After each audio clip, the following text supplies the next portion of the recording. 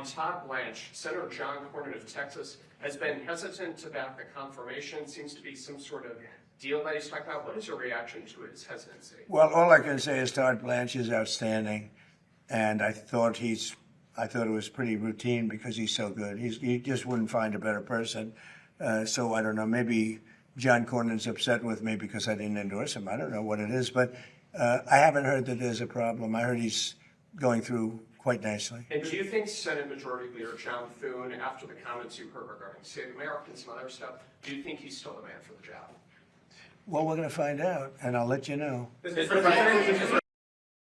President, in light of advanced ChatGPT AI models escaping their lab and conducting cyber attacks, are you considering stronger controls on AI, and would you consider negotiating Well, we're looking at AI, we're looking at controls. We're also making sure that we lead. So we're leading China in AI by a lot.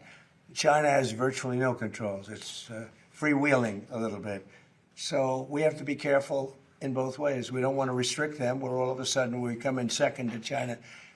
Whoever wins with AI is going to win. That's how big it is. So it's bigger than the internet ever was. It's bigger than anything ever was. So I don't want to restrict. I know many of these people. I don't want to restrict them from doing great work. Yeah, please. Under what scenario do you see Iran attacking U.S. installations and personnel overseas and you withdrawing? Or I don't see that. No, we're not. No, we're gonna hit them very hard. I mean, I can actually say that because in that there's very little they can do about it. It was a different group than we're dealing with. They've already apologized, but you know we got to smack them a little bit. On that, sir, is that in response to the attempted ballistic missile strike on Jordan last night? When you say it's our turn to Yeah, I think more so that, yeah, because it was another smaller event. But no, they sent 8,000-mile-an-hour missiles at us. And fortunately, we had our people operating the greatest equipment in the world, namely the Patriot system. Think of it, 5 missiles going 8,600 miles an hour, big ones, coming right at us, and all 5 were shot down. How about that, right? Pretty good. Nobody else could do that but us, yeah. How was your meeting with President Volodymyr Zelensky yesterday? It was good. Did you see a time scale? No, it was good. Look, you know, he's out doing his thing. I'd like him to end the war. So it's very simple. I get along with both. I get along with President Putin. I get along with President Zelensky. Like I told him, I wanted to end the war, get the war ended. Thousands of people, 25,000 people died last month. That's standard. And it's not acceptable. Do you want the House to come back before August 31st to act on the Russia and Iran sanctions bill after? Well, if it's necessary. I mean, it shouldn't be necessary, to be honest. But if it's necessary, I'd like to. Are you talking about the Lindsey Graham? Yeah. So I'd like them to add Iran as tariffs, not just as sanctions. I think it's important. That's what Lindsey wanted, because I heard that they have tariffs on Russia, but not on those 5 countries with having to do with Iran. I'd like to see tariffs on Iran. It would make it much stronger. So perhaps you're very good at this. You can maybe tell them. I think they should put in for Russia, but I think they should put in for Iran. And that's really what Lindsey wanted. Yep. And then on the attack, the drone attack on the LNG tanker off of Egypt, what can you tell us about that? And is there any indication it's Iran related? Does it represent? Well, I'm going to give you a report. I've been briefed. It's a little more of the same. But it's going to be straightening out. It's going to be straightening out. In the meantime, we're going to be hitting them very hard because it's our turn to hit them. They know it's coming. They're asking us not to do it. But, you know, they tried shooting it last night. So we had 5 rockets shot going 8,500 miles an hour. And all 5 rockets were knocked down to the ground. But they nevertheless took a shot. So it's our turn.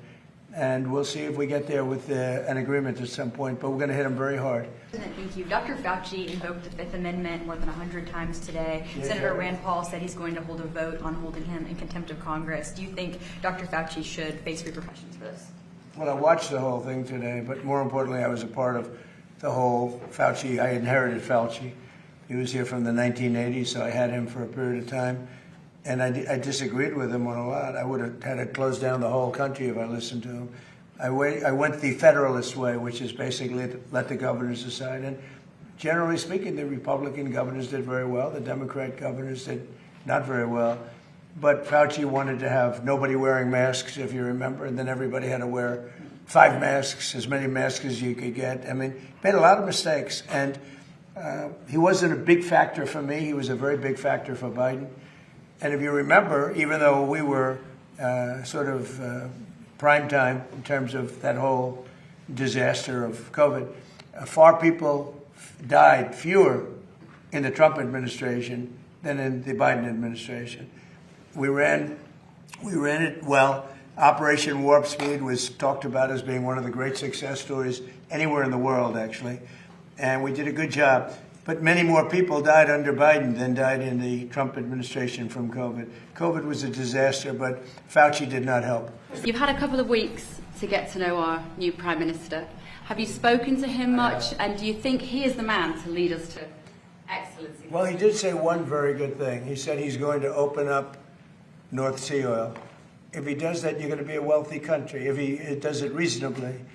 I was telling Prime Minister Starmer, open up the North Sea. Open it up. You'll be okay. Open it up. Interest rates unchanged. Are you surprised by that? Are you disappointed in any way with Kevin Warsh? No, Kevin's fantastic, but he's got a board. Yeah, Kevin's got a board. He's fantastic. He's a brilliant guy, smart.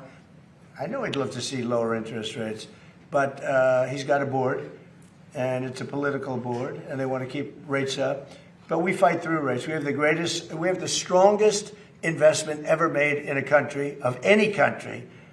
It was China about 13, 14 years ago. We have far greater, 19.2, even Jensen would say that's a lot. 19, and Jensen's spending a tremendous amount of money by hundreds of billions of dollars. He happens to be in the room. He's spending more than United, actually.